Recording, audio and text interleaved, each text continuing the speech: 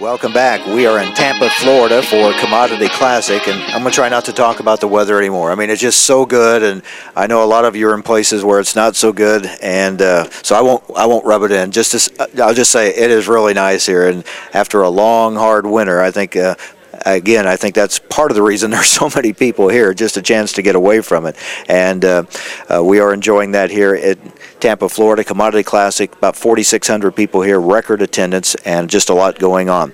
We're always happy to talk with our friends at AGROTAIN. You hear us talk with them quite often. Mike Stegmann joins us. And Mike, I know that you're excited in your business for this coming season. There's so much attention being focused on this year's crop. I mean, we need a big crop. We need a good crop. We know stocks are tight. We have growing uses, and we are relying on having another big crop this year. AGROTAIN can help producers achieve that. It certainly can, and we're seeing the same things that everybody else is seeing relative to demand and to produce. And what's really got us excited is that so many people today are taking a look at how can we do it more efficiently. We know we've got some very high commodity prices and a lot of demand, but we've also got high input costs. Fertilizer prices are very high. And so the attention to doing it in the most efficient manner possible is at an all-time high. You can't pay for inputs and then not get benefits from them in this economy the way it is. As you mentioned, sure, high commodity prices, but high input prices too. So how do we maximize total efficiency for those inputs using AGROTAIN? Well, an awful lot of people use urea and UAN as their nitrogen source, and that's a trend that continues to grow as other forms become less desirable, harder to get, maybe more expensive. And so as you look at urea and UAN, obviously your big concern is what am I going to lose in the way of volatility? And many growers are finding that the best way they can manage that is to use AGROTAIN. What does that mean to them economically? Well, everybody's got their own nitrogen cost, but let's just say, for example, their cost is $500 a ton. It's pretty safe to bet that they're going to lose 30% of it applied on the surface, and losing 30% of a $500 a ton product is just not something we can afford to do. Now, is part of this been to get farmers just to look at maybe using urea that maybe they haven't in the past?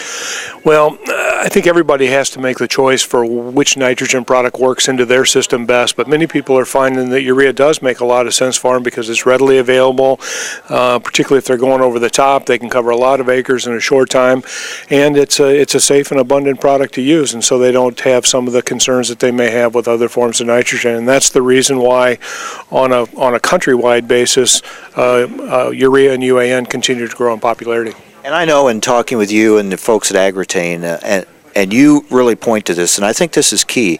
It's one thing you believe in the product, but you actually have independent research indicating what you're talking about, the increase in yields, the benefits that farmers can receive by using AGROTAIN.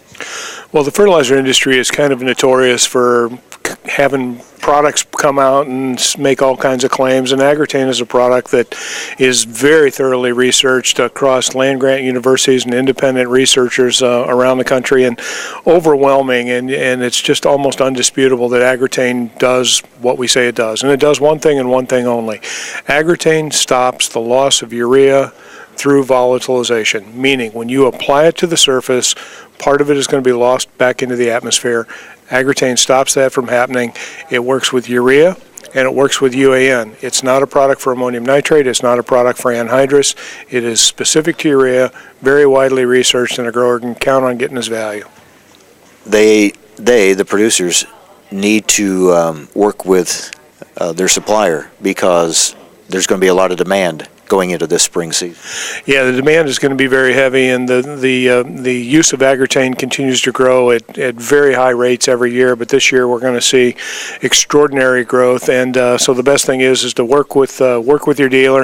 It's very simple. You know, we get questions all the time. What does it take for us to use AGROTAIN? Well, it's really this simple. Tell your fertilizer dealer that you want your urea treated with AGROTAIN, or you want your UAN treated with AGROTAIN. They'll blend it on at their place. But tell them early to make sure that they've got the product there and ready to go for you. And let's point out again, let's just talk bottom line. What does the research show that a farmer could expect as far as an increase in yields using AgriTalk? Yeah, there's really a couple of ways you take a look at the economics around using AgriTalk. One is the input side, which we've already talked about. You're using very expensive fertilizer.